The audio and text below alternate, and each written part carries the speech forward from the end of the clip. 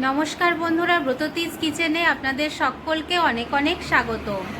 আজকে আমার রেসিপি হলো একদম নতুন ধরনের রেসিপি, আর সেটা হলো চাল ও বিউলির ডালের তৈরি গোলা রুটি। তো চলুন বন্ধুরা, আর দেরি না করে রেসিপিটা দেখে নেই। এখানে আমি চাল ও বিউলির ডালকে আগের দিন রাত্রিবেলা ভিজিয়ে রেখেছিলাম, পরের দিনকে সুন্দর করে জল ঝরিয়ে নিয়েছি। এবার এটাকে একটা সুন্দর পেস্ট তৈরি করে নিয়েছি। দেখুন বন্ধুরা, কত সুন্দর মিহি পেস্ট তৈরি হয়ে গেছে। এটার মধ্যে এবার আমি অল্প অল্প করে জল মিশিয়ে একটু পাতলা করে নেব। দেখুন বন্ধুরা, এবার আমি এর মধ্যে দিয়ে দিচ্ছি স্বাদ মতন নুন। নুনটা দেওয়ার পর এবার আমি এর মধ্যে দিয়ে দিচ্ছি হাফ চামচ বেকিং সোডা। এবার এটাকে আমি সুন্দর করে একটু গুলে নেব। তার আগে দিয়ে দিচ্ছি একটু চিলি ফ্লেক্স। চিলি ফ্লেক্সটা দিলে খেতে কিন্তু খুবই স্বাদ লাগে।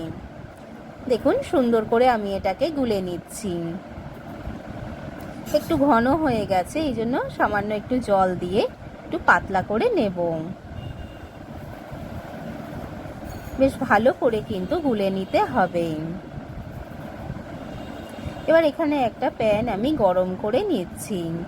এতে কিন্তু সামান্যই তেল লাগবে, খুবই অল্প, না দিলেও হয়।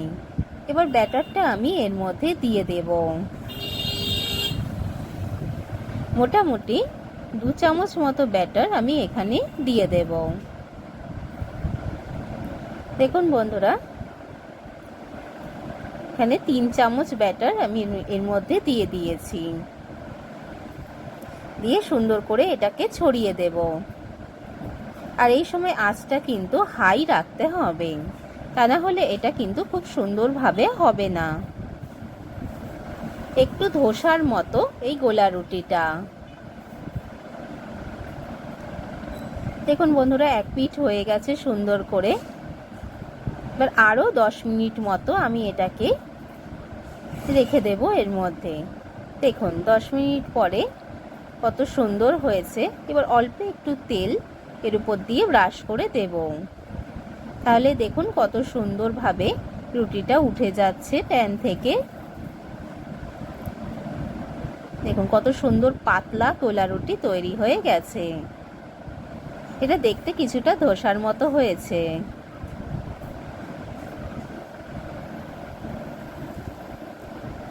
এখানে আমি আরও একটা করে আপনাদের দেখিয়ে দিচ্ছি। দেখুন বন্ধুরা, এটাকে দিয়ে কিন্তু সুন্দর করে ছড়িয়ে দিতে হবে, যাতে ব্যাটারটা খুব ভালোভাবে স্প্রেড হয়ে যায়। তাতে রুটিটাও কিন্তু সুন্দর হবে। এক পিঠ হয়ে গেছে। এবার আমি এর উপর সামান্য তেল ছড়িয়ে এটাকে সুন্দরভাবে ভাঁজ করে নিয়েছি। দেখুন কত সুন্দর রুটিটা তৈরি হয়ে গেছে। তাহলে দেখলেন তো বন্ধুরা, কত সহজে তৈরি হয়ে গেল এই ধরনের রুটি। এটা আমি আলুর তরকারি দিয়ে সার্ভ করেছি।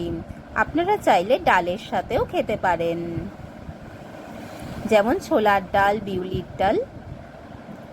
তাহলে বন্ধুরা, এরকম নিত্য নতুন রেসিপি পেতে গেলে আমার চ্যানেলটাকে লাইক, শেয়ার, সাবস্ক্রাইব অবশ্যই করে দেবেন।